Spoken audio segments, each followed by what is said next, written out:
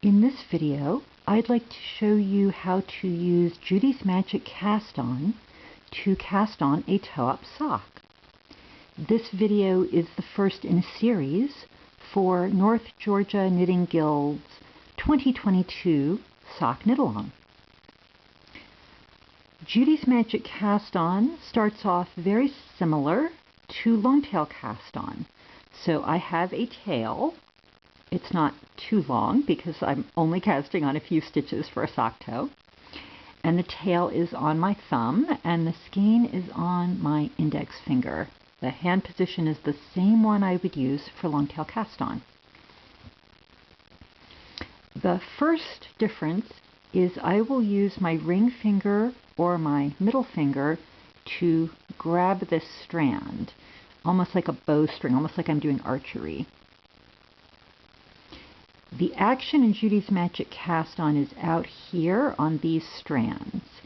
If you find yourself doing something back here on your thumb, you have muscle memory and your hands are starting to do Longtail Cast-On instead of Judy's Magic Cast-On. So watch out for that if you do Longtail Cast-On frequently. The way to remember Judy's Magic Cast-On, so you don't have to look it up every time you want to do it, is to think of it as making yarn overs on the needles. I have a top needle and a bottom needle, and I have a top yarn and a bottom yarn.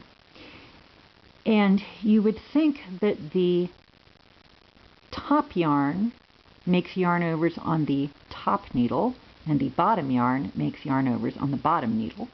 But when I do a few of those, you'll see that what you end up with is not a usable cast-on. So you will want to remember that you need the strands to crisscross so that they form a stable cast-on. And that means the top yarn makes stitches on the bottom needle and the bottom yarn makes stitches on the top needle. And as I said, these look just like yarn overs, just like yarn overs. In this case, because I am working in the round, I am going to cast on bottom, top, rather than top, bottom, bottom. And here's what that looks like. Top yarn goes to the bottom needle. So it comes down, and it looks just like a yarn over, up in front and then down behind. And now I will do the same thing with the bottom yarn and the top needle. Comes up in between the needles because it's coming up underneath the top needle and then up in front and down behind. And I have my first pair. I will pull my fingertip out and snug up that first pair of stitches. My fingertip no longer needs to be involved in the cast-on. And now I just repeat. Top yarn makes a yarn over on the bottom needle. Bottom yarn makes a yarn over on the top needle. Yarn over on the bottom needle. Yarn over on the top needle. Sometimes I see people doing something like that where they make the yarn over on more than one needle. You don't want to do that. In order to pick up speed, you might use a rocking motion. So sort of rocking your left hand. Sometimes I see people get to here. They've cast on the stitch on the top needle and they want to keep going this way. At no point do you need to violate the anatomy of your hand in order to do this cast on. So if you find yourself trying to do this, just roll your hand back to the neutral position where you see the back of your hand. You could move the needles instead, so you could rotate them up to the 11 o'clock position and then sort of scoop from right to left, and then rotate them down to the 7 o'clock position, and again you're sort of scooping around. Scoopity scoop. And you could even kind of do a combination of both maneuvers to get speed. When you have the total number of stitches you want, then you'll want to pinch so you don't lose the last 2 stitches, and you need to rotate like the hands of a clock. You don't want to flip or turn. You want to rotate in order to get into knitting in the round. And this is where it makes sense why I cast on bottom top rather than top bottom. If I had done top bottom, this would have been the last stitch I cast on.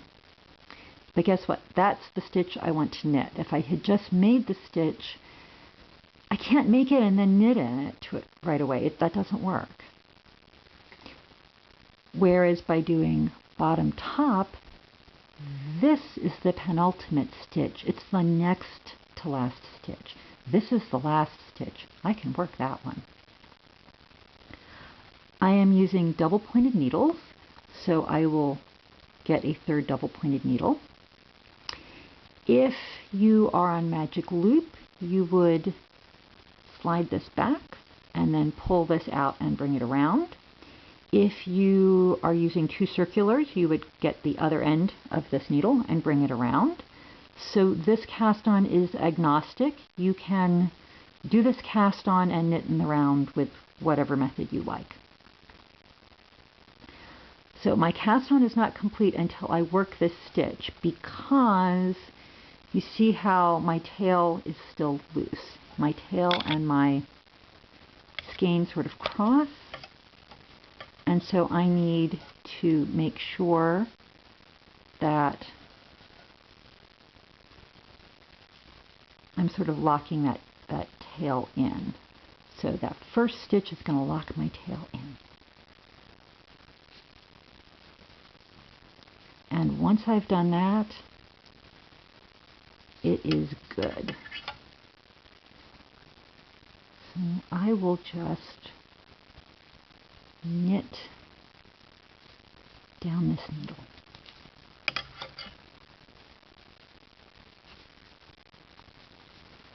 And when I get to the end of the needle, even though I know from experience that my tail will be at the opposite end from my beginning of round, I'm still going to put a pin in this. So my tail is over here, my beginning of round is here, and I am going to put a pin in it right there, just to remind me where my beginning of round is.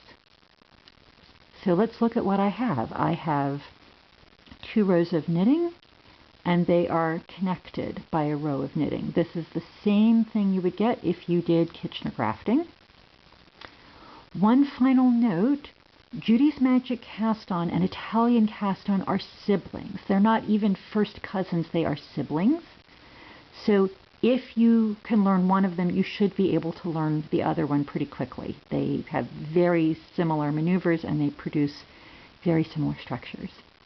So there you are. That is how to cast on a toe-up sock using Judy's Magic Cast-On. Happy knitting!